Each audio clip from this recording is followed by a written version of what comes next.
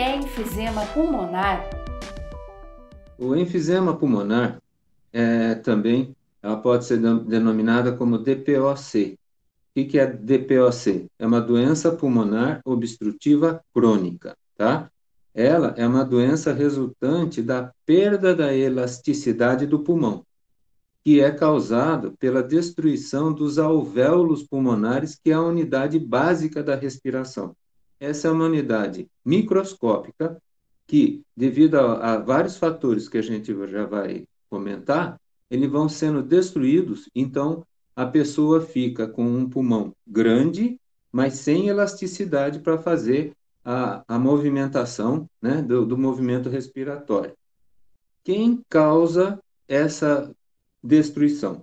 Algumas causas. A mais importante delas é o hábito do tabagismo, do cigarro. Então, essa doença, ela é a terceira causa de mortes no mundo. Ela era, só para ter uma ideia, há 20 anos atrás, ela era a quinta causa de óbitos no mundo. Existem mais ou menos 200 milhões de doentes com enfisema no mundo. Desses, cerca de 10% acabam falecendo por ano. Ou seja, é uma doença com 20 milhões de óbitos por ano. Só para fazer uma comparação com a Covid nos dias de hoje, nós temos basicamente mais de 200 milhões de casos de Covid no mundo para 4 milhões de óbitos por Covid. Ou seja, o enfisema mata 5 vezes mais no mundo por ano, diretamente relacionado, né, ao hábito de fumar. Quais são as principais causas do enfisema pulmonar? As outras causas, além do tabagismo, né, aquelas que eu acabei de falar aqui, que é a exposição a fumaças, né? Outras causas de enfisema são muito raras, tá? Por exemplo, aquela que pode ser a causa de uma falta de uma enzima que nós temos no organismo, chamado alfa-1 antitripsina, que nem todas as pessoas têm, pode levar à perda dessa elasticidade. Alterações muito remotas também podem ser levadas, por exemplo, quem faz tratamentos com radioterapia, e aí o pulmão vai sendo uma agressão através de radiação. Mas isso é raro.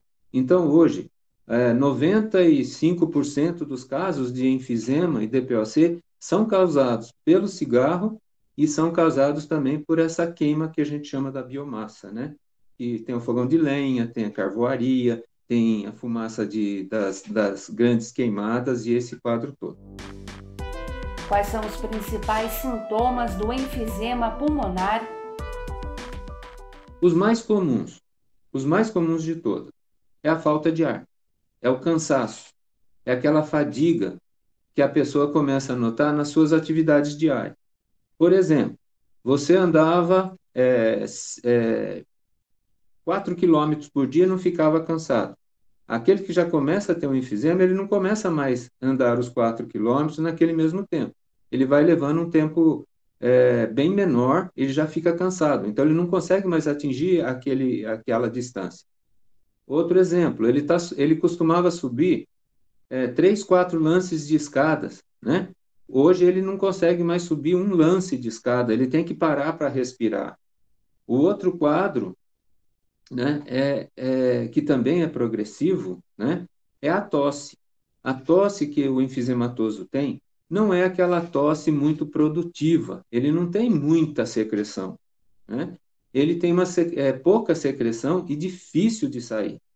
Esses quadros, né, são às vezes acompanhados, um quadro ou outro, daquele chiado no peito. Então, que a gente chama de sibilos, né?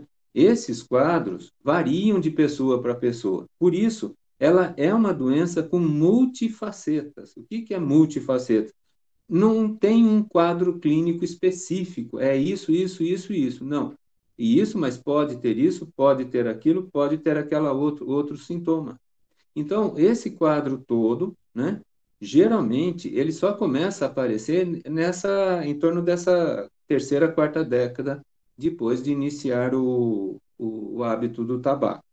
Outro quadro que começa a ter muito, né, no paciente do enfisema pulmonar são infecções respiratórias de repetição.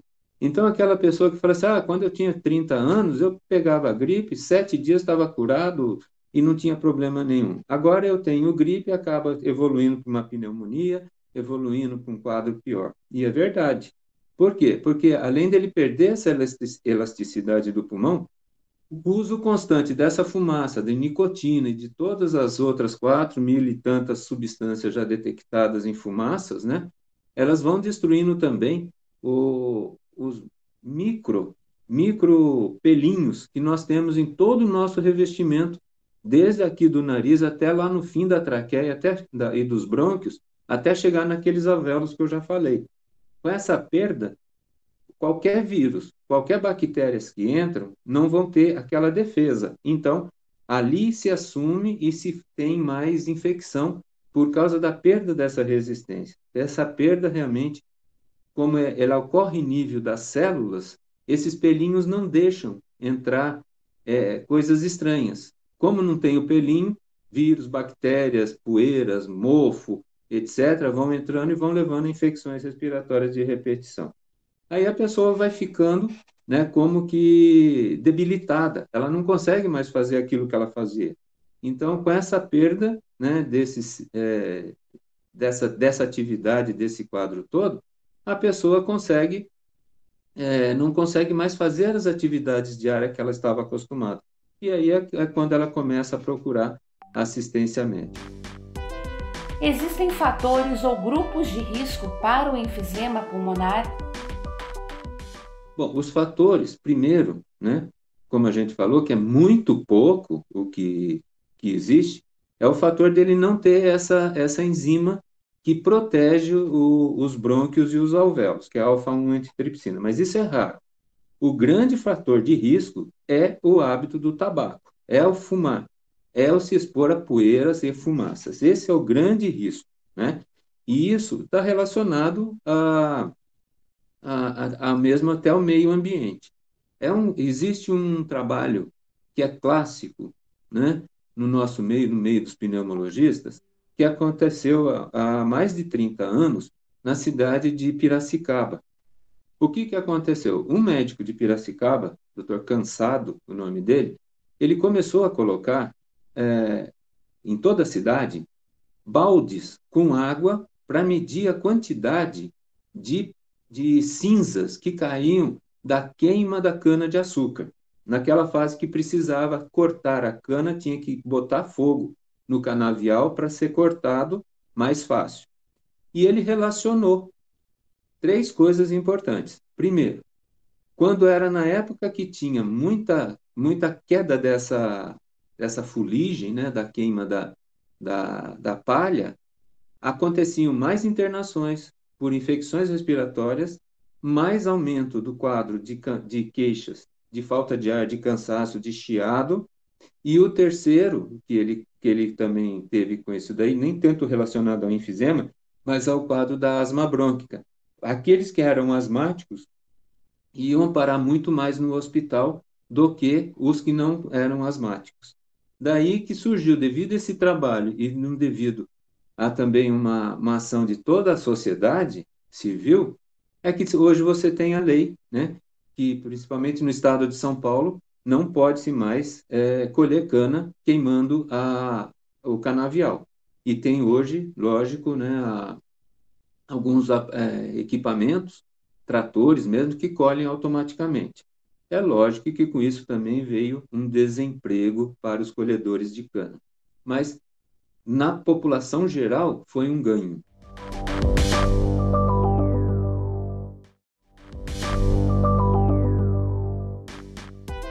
O enfisema pulmonar pode ter alguma influência genética ou hereditária? A genética, a gente entender como genética, a gente quer dizer que assim, os pais têm, os filhos vão ter, os netos vão ter. Não é bem assim. Essa alteração genética falada é essa falta dessa enzima que eu já falei, né, que é a alfa-1 antitripsina, que é uma minoria das pessoas que tem. E a grande maioria, né, não podemos chamar hereditária, né? Porque hereditária também tem um caráter que você, nas famílias, você vai ter mais. Mas é o hábito do pai, da mãe, do avô, da avó de fumar. E essas crianças vão aprendendo, né, a desenvolver essa. Todos fumam, acham bonito e daí começam a fumar também. Tem um estudo muito interessante que, assim, a presença do hábito de fumar que no Brasil, graças a Deus, em 40 anos, ele caiu de quase 33% da população adulta fumava para menos de 11%, que é o último dado que nós temos. Então, há 40 anos atrás, 33%, um terço da população adulta, acima de 15 anos, fumava.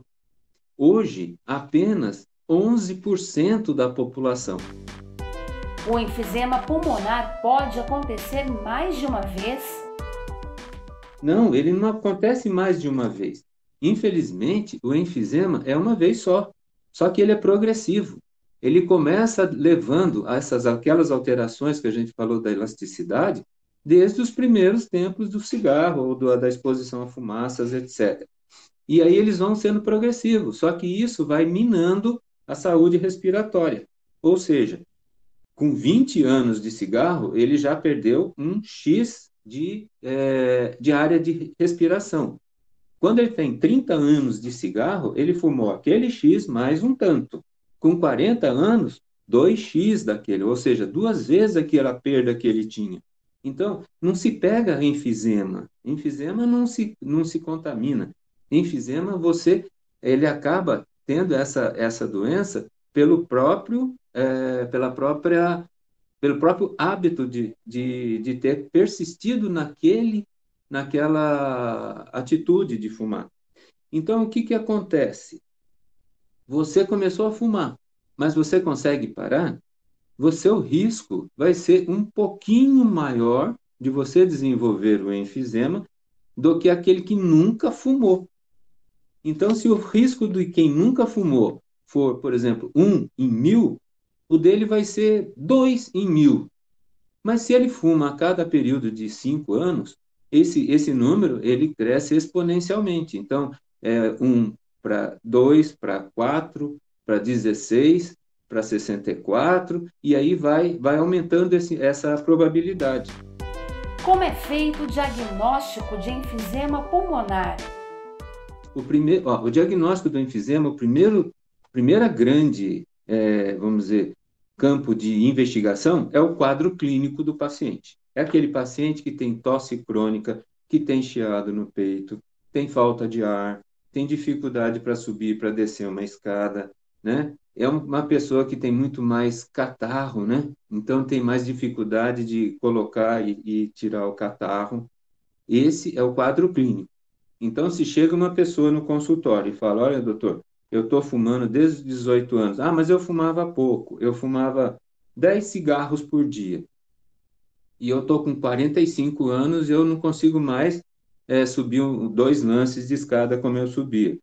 E você vai no exame físico desse paciente. Ele tem, além desses sintomas, você detecta na ausculta do pulmão dele alguns sinais ou alguns sons diferentes, você já começa a pensar no enfisema. É muito comum quando a gente vê mais idoso, bem mais idoso, principalmente de área rural, né, que sempre teve fogão a lenha, a pessoa começa a falar: quando eu tinha 40 anos era assim, 40, com 50 eu não fazia isso, 60 eu estou desse jeito. Né? Ele vai ficando cada dia, cada mês, cada ano, pior um pouquinho. Só que isso vai somando com os que eles tinham anteriormente. O segundo grande meio diagnóstico do enfisema é aquela prova de função pulmonar, que é também chamada espirometria. É o teste do sopro, né? Que é um teste que se faz, que vai se medir a quantidade de ar, o volume de ar que entra no pulmão, o volume de ar que sai, qual o tempo que ele sai, qual a capacidade respiratória total dele, né? Por uma série de equações, né? Que tem. Esses aparelhos hoje são computadorizados, ele ficou até mais fácil. E aí você começa a ter um diagnóstico que ele tem, por exemplo, um quadro de uma doença, como a gente chamou, obstrutiva, né? Que tem uma obstrução dos pulmões, dos brônquios e dos pulmões, levando a uma queda da capacidade e ele não consegue mais fazer o movimento normal, né? Ele tem que forçar para inspirar e forçar para expirar. Então, forçar para entrar o ar e, principalmente, forçar para o ar sair do pulmão.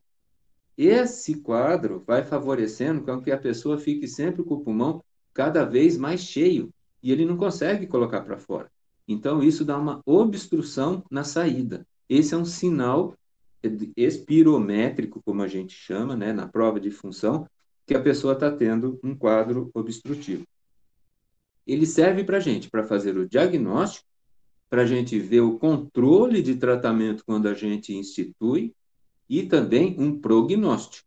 Então, se eu pego uma pessoa jovem, aí com seus 45, 50 anos, um adulto jovem, que já tem uma prova de função muito ruim, ele não tem um prognóstico de evolução dessa doença boa. Se eu pego uma pessoa, por exemplo, um idoso acima de 65 anos, que tenha fumado 20 anos, lá dos seus 15 aos 35 e parou, mas a prova, ele pode ter uma prova de função praticamente normal. Então, ele tem um ótimo prognóstico.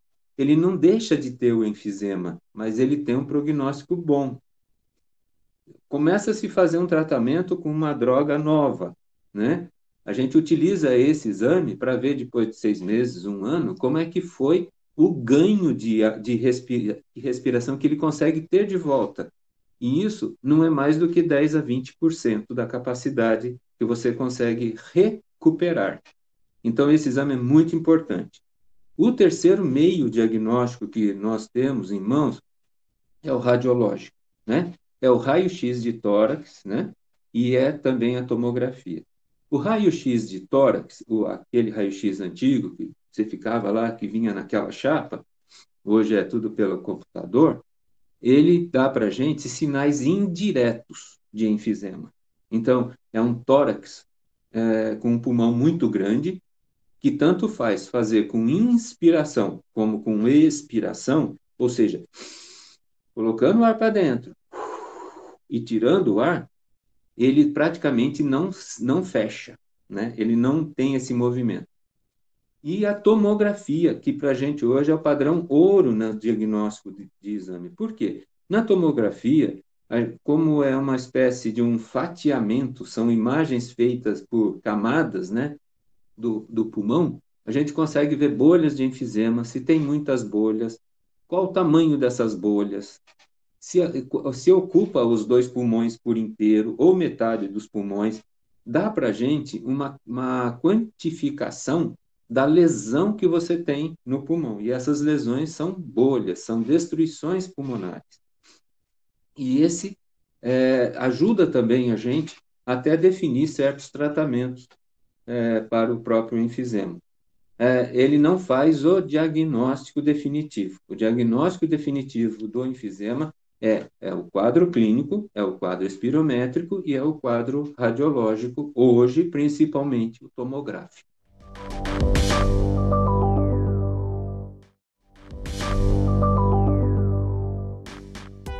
Quais são os principais tratamentos para o enfisema pulmonar? O primeiro tratamento do enfisema é um tratamento que é a mudança do hábito. Qual hábito? Cessação do tabagismo, ou seja, parar de fumar para aqueles que param. Para aqueles que já pararam de fumar, esse primeiro tratamento é nunca mais botar um cigarro na boca. Então, nunca mais voltar a fumar. O segundo, depois de ter feito todo o diagnóstico, é iniciar um tratamento. Ele pode ser um tratamento profilático, né, para aqueles que quase não têm alteração, mas têm a doença, ou um tratamento já da própria doença. No tratamento profilático hoje, nós utilizamos uma medicação broncodilatadora. O que é essa broncodilatadora? São medicações à base, né, de substâncias que dilatam o brônquio. Então, vem através de bombinha, né, ou através de pó, ou através de nuvem, Ou, antigamente, que nós não tínhamos esse tão evoluídos como eles estão hoje, era através de comprimido mesmo, mas esses comprimidos tinham efeitos colaterais muito grandes, né? Dava vômito, dava náusea, taquicardia. Então, hoje, esse profilático você utiliza um medicamento para deixar sempre o brônquio bem dilatado. O segundo caso, que é importante, né, quando iniciado depois do tratamento, do diagnóstico estabelecido, é iniciar com os medicamentos corretos. Quais são esses medicamentos corretos? São também medicamentos broncodilatadores ou corticoides inalatórios. Esses são os medicamentos que a gente faz, né? E esses hoje têm uma série de medicamentos. Não são tantos assim também, mas são importantes. Hoje a gente tem cerca de 12 medicamentos especificamente para tratar o enfisema. O terceiro, que é muito importante no caso do enfisematoso, né, é ele fazer um tratamento de fisioterapia e de reabilitação pulmonar. Ah, mas por que fisioterapia? Ele não quebrou nada, ele não fez nada. Mas ele tem uma diminuição da capacidade respiratória. Então, hoje você faz fisioterapia para aumentar essa capacidade respiratória, para aumentar essa capacidade de retorno a uma vida mais normal. E essa reabilitação passa por atividades que não são de fisioterapia, mas, por exemplo, atividades de hidroginástica, hidroterapia, né? Às vezes até mesmo de começar a caminhar mais, tendo uma capacidade, utilizando os remédios. Ou seja, precisa de uma equipe multidisciplinar, né? Pode ter fisioterapia, tem fonoaudiologia, que é importante nesse caso, enfermagem, ao próprio médico que também participa. O outro caso do tratamento que é importantíssimo, que eu já falei atrás, é a vacinação. A vacinação de prevenção contra a gripe, contra os pneumococos, que são as bactérias que mais causam pneumonia, né? 80% das pneumonias são causadas por bacilos, por germe microscópico chamado pneumococcus, né? E hoje temos mais uma, né, desde o ano passado, que é o vírus da Covid. Então, essa vacinação, que infelizmente este ano nós não atingimos a quantidade total da vacina da gripe, vai nos dar um resultado não tão bom este ano, né, de evitar a gripe, e com a gripe vem outras infecções piorando, principalmente quem tem essas doenças crônicas, como é o enfisema, a bronquite crônica, que é uma diferença pequena do enfisema, né? Mas esse não chega a fazer bolhas no pulmão. E os asmáticos, né? E os idosos, diabéticos, hipertensos, quem faz quimioterapia, que ficam mais sujeitos a pegar infecções. Então, todos os pacientes que têm esse quadro, é praticamente obrigatório que eles se vacinem, tá? E a gente hoje tem, em termos de vacina,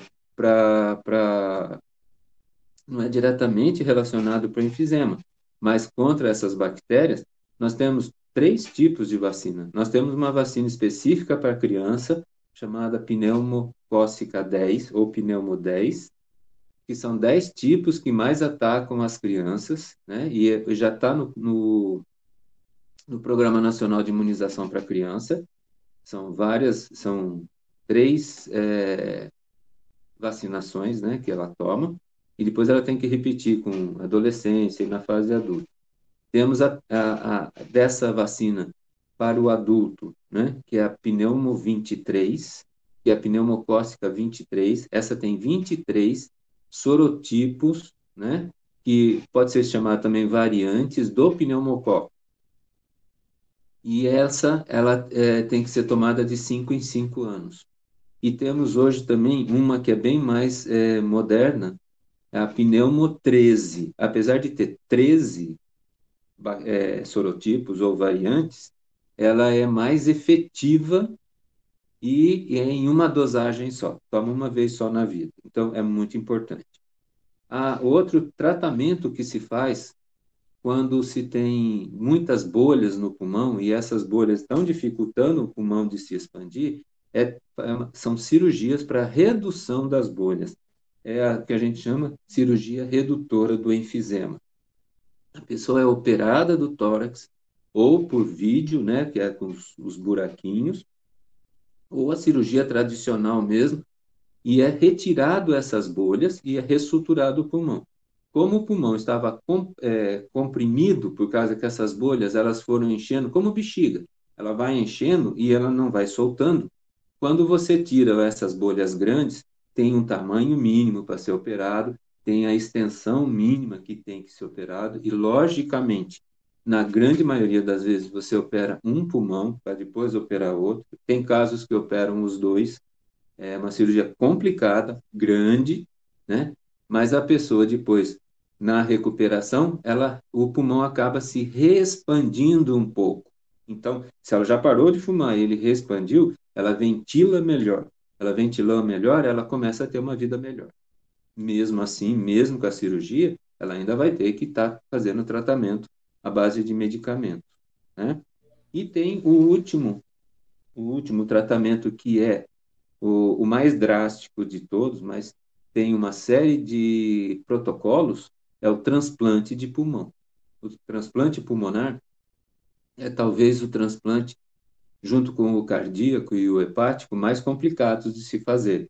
Mas eles podem dar vida nova para uma pessoa que tem a doença extremamente localizada nos dois pulmões, e que tem que ser uma pessoa jovem, não pode ter muita comorbidade, mas é um quadro que a pessoa sabe que vai ter que fazer tratamento para o resto da vida, aí também adicionando, né, aquelas substâncias que evitam a rejeição.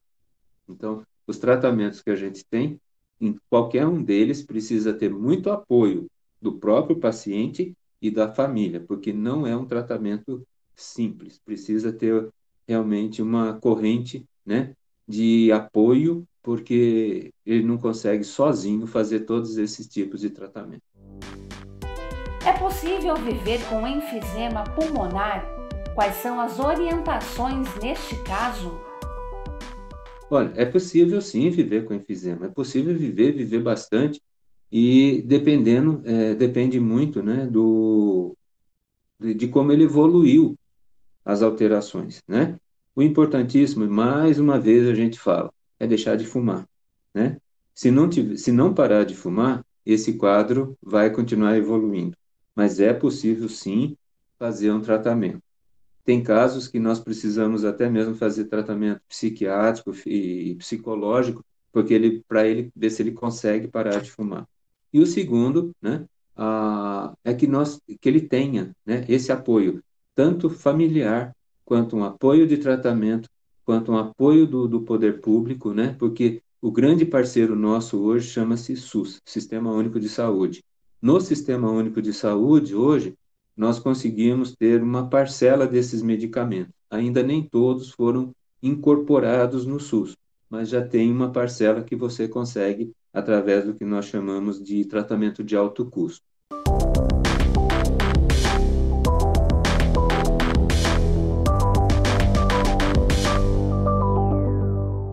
E para você que acompanha os nossos programas e gosta de estar por dentro dos assuntos da cidade e também do trabalho dos vereadores, se inscreva no nosso canal e confira tudo o que acontece aqui na TV Câmara. E se você gostou do nosso conteúdo, não esqueça de curtir nossos vídeos.